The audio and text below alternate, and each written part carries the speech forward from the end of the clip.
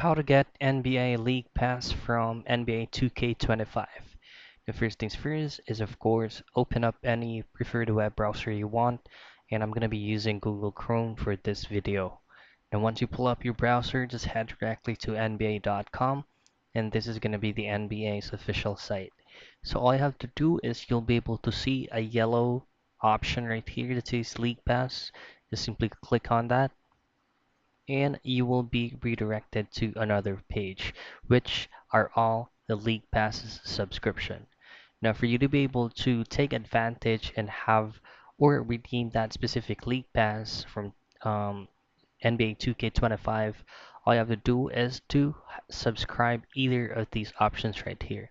Now, these blue hyperlink right here is going to be the League Pass Premium, which is the most popular subscription that NBA.com has. So you can also do with other regular League Pass that contains one device, included with 24/7 NBA TV, but offline viewing is gonna not gonna be included, and it also comes with commercials. Now for the premium pass, it's gonna be up to 3 devices. Same includes 24/7 NBA TV.